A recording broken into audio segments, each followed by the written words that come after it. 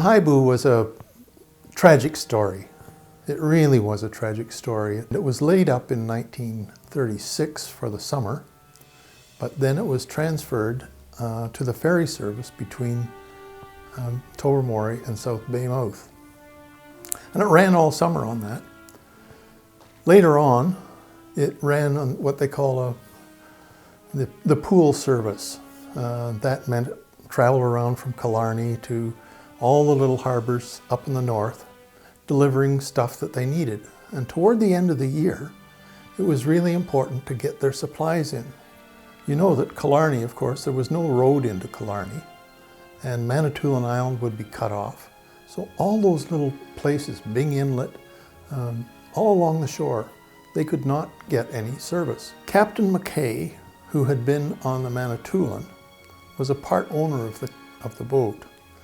And when his boat was laid up for the winter in November, he went on to become the captain of the Hibou. And he didn't like the compass that was there. It was not very good. He didn't like the boat particularly either. It was what they called a cranky boat as opposed to a tender boat. A tender boat is one that responds really well to its helm. A cranky one doesn't. And a cranky one has a list sometimes when it turns. Well, I joined the Hibou. I'd been working on the Manitoulin, and she was laid up for the winter, and the Hibou was making her last trip. The first mate, James Agnew, asked me, would I like to go and make the last trip on the Hibou? I said, certainly, all right. I was very young, I was 16, I was the youngest member of the crew, so I didn't know a great deal about the ship. It was a calm day, the 21st of November. And they left out from Owen Sound. And it was early in the morning, 4 o'clock in the morning, and McKay wanted to test out his new compass. So when they got just outside the harbor, what happened was that he decided to turn around and take a back bearing with this new compass. Now, unfortunately, when they had been loading this vessel, they loaded too much up high. There was about 190 tons of supplies on board, and over 100 tons were on the tween decks, or the deck above the waterline. And the upshot of that was that the boat was top heavy. Anyhow, when Captain McKay gave the order to turn, they did a swing. They did a bit of a swing to starboard, and then they heeled over to port. The boat started to list. And as the boat listed, it just kept on turning over on its side, on the starboard side. We were just preparing for bed as we went out of Owen Sound. We were preparing for bed.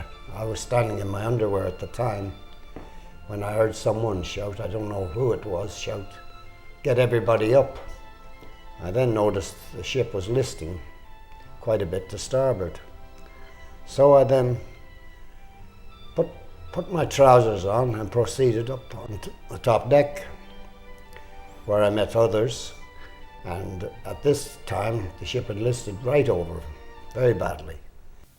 And eventually the thing was stretched out on its side in the middle of the bay, in a calm bay, but it's 4:30 in the morning, and it's also November. The water's cold. Now, I heard Captain Norman McKay shout, "Tie down the whistle." So someone tied down the whistle. He then asked for flares, and he lit some flares. And they heard him on the shore, but nobody paid any attention. McKay ordered the lifeboats deployed. So we struggled to get a lifeboat into the water, but to no avail. It had jammed on the davits and there was no chance of getting a lifeboat. Now, they'd not had a whole lot of safety boat drill, and that was one of the criticisms at the end of this story, that the first mate, who was originally the captain, a guy by the name of Agnew, he hadn't done appropriate lifeboat drills. So the upshot of this is the boat is heeling over, and McKay calls everybody out on deck and tries to get them to get off, but they don't have a lifeboat. On board they had a number of rafts. We were told to get the rafts off. We could cut them and we could handle them. So we got the rafts off. I think there was 3 or 4. And they were just wooden crates that people would get on. And there were 10 people got onto these wooden rafts. The remainder did not. Iona Johnson became hysterical. She was afraid of the water, and she refused to jump. I passed her in a passage, and as I was going up on deck, and I heard her say something like, "What's the matter? Is this boat sinking?" And I just shouted to her, "Get up on deck." And I don't know where she was going, but she wasn't going the same way as me. So whether she was going for something or what, I don't know. Another young guy by the name of Menard, it was his first time on a boat, and he'd had his fingers cut off. And this was his first job, first time he'd ever been out. And when he went out, his mother was so proud of him because he had this new job. And for some reason, he didn't get off either. Along with those people on board was a young man by the name of Fergus Record, and he'd been invited to go along with the crew. Now, fortunately, that young man was able to survive, and he got to shore. There was 3 of us on the raft I was on, and unfortunately, one of the tanks was punctured on the raft I was on, which gave it a very uneven keel, to say the least. It was in a funny angle, which meant we had a job keeping on it. We were more in the water than out. Now, Doug McIntosh, who was on my raft, he was another young man, I think he was about 18. He had a very bad time going with the cold water. We had quite a struggle getting him in, but anyway, we eventually, with paddling with our hands, when she keeled over, we had to go. We couldn't get away from the ship for the suction, so we went around the stern and pushed off then towards the lee shore. And we didn't know how far before we'd hit shallow water, but we were paddling with our hands and hoping that we'd rub bottom shortly, but it seemed to be ages, many hours before we got ashore. When we came ashore, we walked up. I was in my bare feet, and we walked up over the stones and everything, and never felt a thing, as if we had shoes on. Of course, we must have been partially frozen, I suppose, with the water.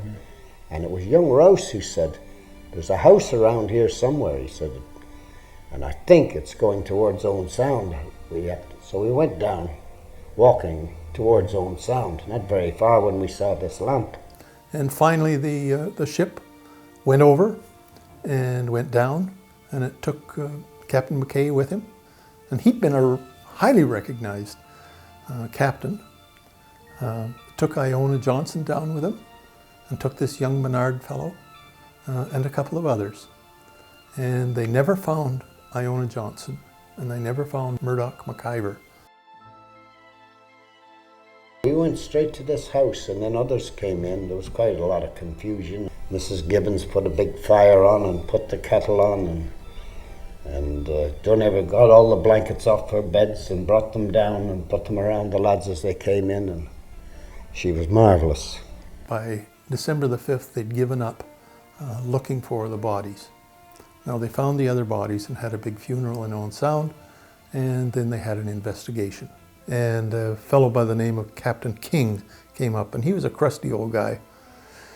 And after he heard the accounts from all the survivors, he came to his conclusions. And he concluded that partly because the ship was not loaded properly, that was probably the main reason. But he also had some criticism for the crew, because the doors, although they had been closed shut and sealed properly with caulking, and the caulking would have been driven in with a hammer and a little wedge type material. There was one door that was only wooden, and that wooden door was held in place by a metal bar. When the ship went over on its starboard side, it just so happened that that door was on the starboard side, and it blew in. And the water poured into the engine room and doused the engines. But that really was not the big issue. The big issue was that the boat was loaded improperly. And for that, Captain McKay was responsible. Well, of course, Owen Sound didn't accept the notion that Captain McKay was responsible. They didn't like the idea. And in fact, There was some criticism of Captain King, who laid the blame on Mackay, because Mackay's family was all in the marine business and they had a huge tradition, and Norman Mackay was one of the most respected captains on the lake. How this could have happened, I can't tell you. There was a misjudgment on the part of Captain Mackay. The boat was cranky, and combined with the misjudgment in piling the material up on deck, blowing the ballast out of the tanks, and turning around the way they did, they put it hard to port, and that's when it went over. So I think there are a number of circumstances there that probably ended up with the demise of the Hibou.